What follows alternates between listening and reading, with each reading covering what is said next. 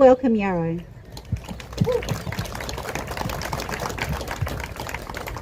Thank you. So my name's Yarrow. I'm a Quaker from Adelaide local meeting, just on the other side of the oval there. We acknowledge the people whose land we are standing on, the Kaurna people of the Adelaide Plains. We are standing here alongside Yarrow down there, which is the Red Gum Forest River. And we need to understand the history of this place if we are to move together towards a sustainable future. Kaurna elders have cared for this place for tens of thousands of years, an unimaginable stretch of time. They have understood this place to be precious and worked to protect and preserve it with the deep understanding that this land provides for us, and we are only returning the favour when we do the same in return. We acknowledge, we who are non-Indigenous, our collective failure to protect this place. As invaders, settlers and colonists, we have been blind to the care of this place, and blind to the care that the land offers us, and blind especially to the knowledge of Kaurna people. Within 50 years of this city being established, Yarrow was being described by visitors as a malodorous black sewer. Our environmental failures, friends, are not a recent phenomenon. Adelaide's first colonists cut down the red gum trees, collected gravel from the river for roads and buildings, and contaminated the river with various wastes, treating this beautiful place with callous disregard. Our record since that time has not been much better. While Yarrow no longer looks and smells like a sewer, we have changed not just the Adelaide Plains, but the whole of this land called Australia, with catastrophic consequences. We continue to cut down forests, concrete over swamps, and carelessly introduce new creatures, cats, cat toads, and are now so many people on the globe, that almost 8 billion and rising, in fact, that we're no longer just damaging this one river, but are changing even the weather, bringing whole ecosystems and animal species to the brink of destruction. We acknowledge also our fear and denial in this time of climate crisis. We feel powerless to stop this destruction as one person among those 8 billion, needing each other more than ever before. But we are never powerless, and together we can be unstoppable. In truth, those who profit from planetary destruction want us to feel powerless because they benefit from our inaction. You may want to deny that global warming is an emergency situation, and I am not here to try and persuade you otherwise. I will simply ask you to look around at those who are loudest in their denial and what they have to gain from business as usual. You may be afraid to take in the whole scale of this disaster, knowing the grief that can overwhelm us when we see our precious landscapes being destroyed by catastrophic climate change. I invite you to step into this fear, step into this grief. We are living in a terrifying moment in human history, and there's grief enough to overwhelm us all, I think. Yet to turn away from it is to condemn our children and our grandchildren to even greater horrors. You are not alone, and you are not powerless. If we stand together with First Nations people, learning to protect and preserve rather than degrade and destroy, then our shared human story may have a different ending. Scientists are telling us loud and clear what we can do, in fact what we must do to save ourselves from the disasters that await us with every additional degree of global overheating. And you know what they are: pandemics, fires and floods. But I want you to know that every tree you plant or spare from the chainsaw in myriads of ways will make a difference. I want you to know that every dollar you direct away from fossil fuel companies, in your superannuation, in how you spend your money, your choice of where to bank, that will make a difference. I want you to know that every time you raise your voice, challenging fear and denial, casting your vote, or supporting those taking action, that will make a difference. Indeed, every choice you make today, tomorrow, and in the months and years to come is making a difference, whether you can see it or not. As Ghana Elder Auntie Georgina Williams would tell us, the earth needs all of us to care for it, understanding our total dependence on the soil, the rain, and the abundance of life that enfolds us. What are we waiting for?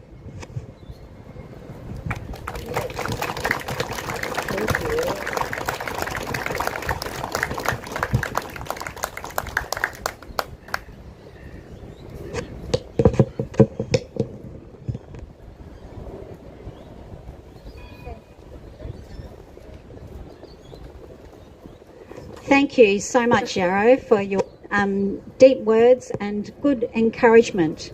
So often we feel that we have no place or are powerless, but each of us can make a difference. I thank you that you remind us with that again.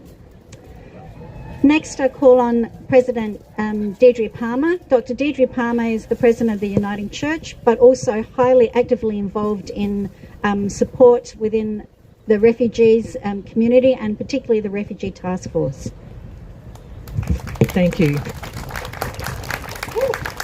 Thank you, friends. It's wonderful to be gathering together on this day. This Palm Sunday, we remember God's vision of peace and justice, which Jesus embodied as he entered into Jerusalem. And as we gather here in South Australia, many others across Australia are joining us in a shared vision of the kind of society we want to be and we want to create. We've heard the call for voice, truth-telling and justice for the First Peoples of this land. And I too acknowledge the Kaurna people, the sovereign First Nation of the land on which we stand.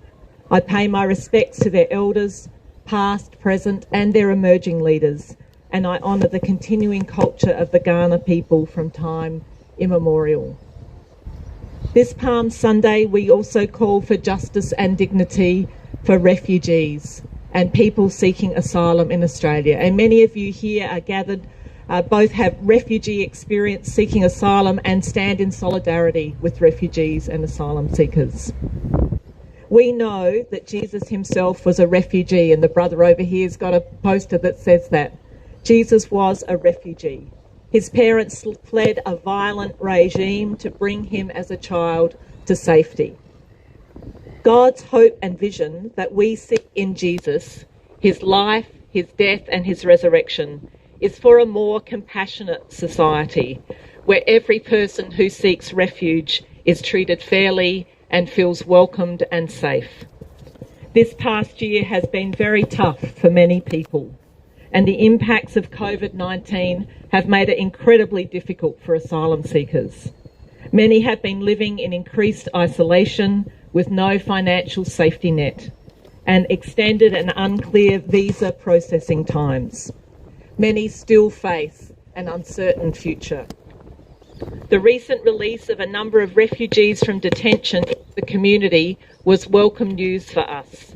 But there was a lack of support to help those people find work, to find a safe place to live and transition into the community after years of detention, up to 7 years or more for some. Thank you to those of you here in South Australia in the community who have supported people seeking asylum through practical and pastoral ways. There are thousands of asylum seekers already living in Australia on temporary protection visas without access to family reunion or the ability to study, with no basic income support. This has left too many facing destitution and poverty. As a nation, we can and we need to do much better. We call for action toward a more compassionate and just approach to those who are seeking safety, welcome and a home in Australia.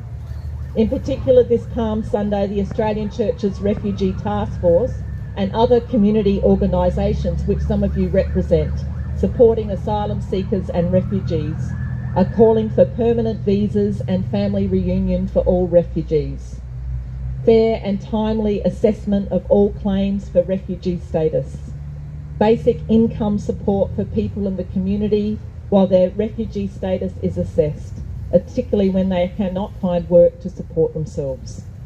We're also calling for release of all refugees from detention as part of the Time for a Home campaign, many of which of you are supporting this campaign. An end to offshore processing of refugees by bringing them here to Australia or allowing New Zealand to resettle them under the Game Over campaign, another campaign which some of you will also be a part of. And community participation in welcoming and supporting refugees, including a review of the Community Sponsorship Initiative. In short, friends, we are calling for justice for refugees and asylum seekers. And as we approach Easter, the most holy time for Christians, we are called to renew our commitment to embody the presence of Christ in our communities and to join with people of all faiths and all those seeking the common good.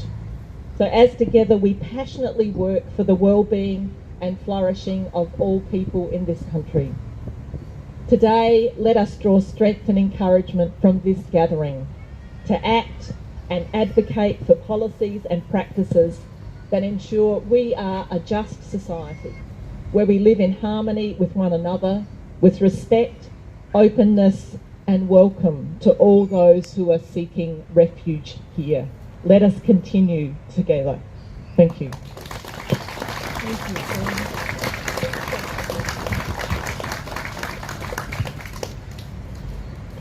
As I said at the beginning, the Indigenous people that I asked to attend have all, for various reasons, had very serious reasons why they were unable to participate today.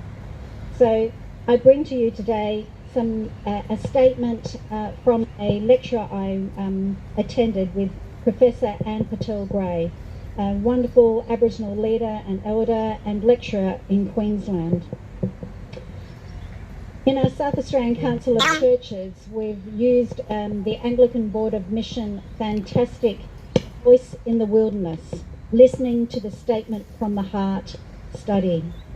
This is a one that makes us as people in the community stop and listen. The Uluru Statement from the Heart is called by the Aboriginal and Torres Strait Islander people for real and practical change in Australia through the establishment of a constitutionally enshrined voiced parliament and a Makarrata Commission to undertake process of treaty making and truth telling. Our First Peoples are coming with humility and open hands, seeking for Makarrata, that is, the coming together after a struggle. I think that their struggle has been so out of proportion to any struggle that we have faced. And yet they are the ones who are offering their heart, their open-handedness, for us to listen in conversation with them. Anne Patel-Gray began with, "Now is the time for the hard conversation. Our First People are calling to us. It is time that we listen and act." Uluru's Statement from the Heart is a call by their many nations coming together, a collective reaching out again, but this time to be heard clearly. It is a call to listen and walk with them. This is a voice from the heart, literally, where they are being vulnerable, and it is time that Australia hears them. Do they matter? Do we care? Do their children matter? Does their future matter? Do they have any value in this society? Hurt, misunderstood, unheard. They need someone to believe in them. And this is the time.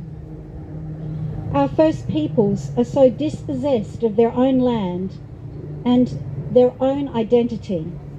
Trauma from colonisation has left a continuing sense of hopelessness, poverty, numbness, and exhaustion. I have been reminded of that over and over these last 5 and 6 weeks when I have been approaching many elders to see if they could participate. And from each one, a very difficult story has been shared as to why they cannot be here today. And they were deeply sorry. I was deeply confronted.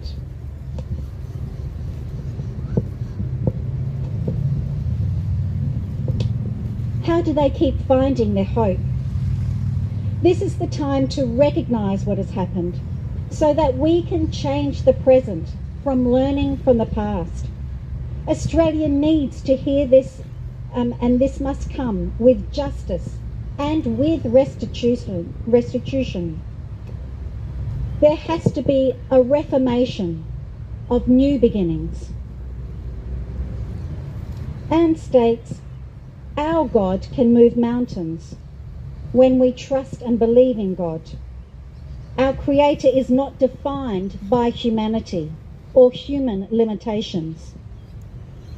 Do we actually believe it? Let us be bold and stand up for something that matters. Aboriginal redemption is bound with our redemption. We are Australians together. We must talk with each other in truth to bring about this change. We also need to enable spaces for the voices of the First Peoples to be heard. Young people's voices need to be allowed to stand, to be heard, for they matter as well. We do not inherit the sins of the past. We do not know it, but we can learn from it. We can choose to offer restitution and justice, to fight for justice and ways forward. The pain is unbearable for Aboriginal people. Hope and truth can enter this space. We can journey together and be transformed. What will that Australia look like? The statement from the heart seeks each of us to stand up and speak up and stand with First Peoples. Speak to your local government. Educate the community around you. Enable spaces where we can listen. Hear in your heart. Understand. Seek justice and walk alongside our First Peoples. Inherited ways and practices are drowning First Peoples culture. It was not normal for patriarchalism. This has been brought by colonialisation. Patriarchal practices have tried hard to break the equality that has always been part of First Peoples culture. We've heard in this last month how even within the mainstream Australian culture, we are also experiencing patriarchal overlordship. We need to break this pattern. The First Peoples have previously practiced radical understanding of equality and decision-making together. Women's and men's business sitting alongside each other. First Peoples women are always peacemakers, nurturers, lawkeepers, and we can all learn from that. They speak into what's happening now.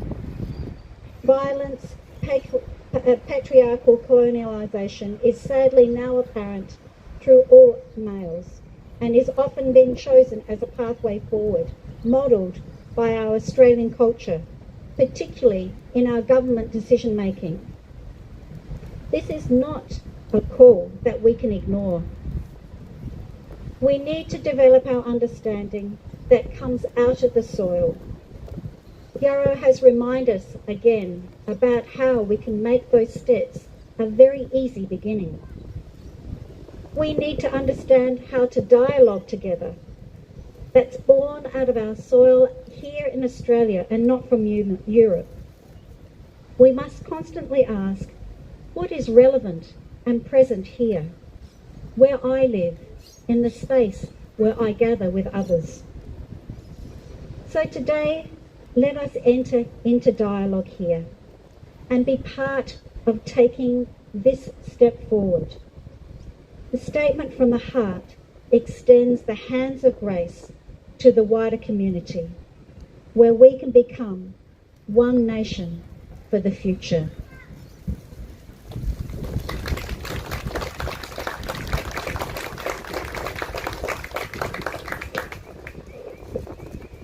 Thank you so much for your presence, because I know that from here each of you go to a further wider community, and each of you can take with you that hope, that energy, that stand for justice and equity that reaches across all people in all communities. I thank you, all those that stand so closely with the dispossessed and vulnerable. Thank you for all the effort that you make with those in your local area and in our statewide groups.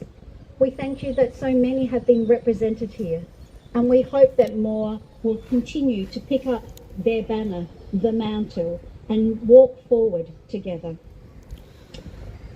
So be strong in your commitment so that it is seen and heard. Be convincing in your action so that it makes a positive change. Be peacemakers who live with compassion so that all whom you meet know the kindness that brings lasting change and hope, which lasts beyond our presence and into the future. Thank you all who have participated, and for all who have helped plan today, we give great thanks. I hope that you go in peace to love and serve our wider community.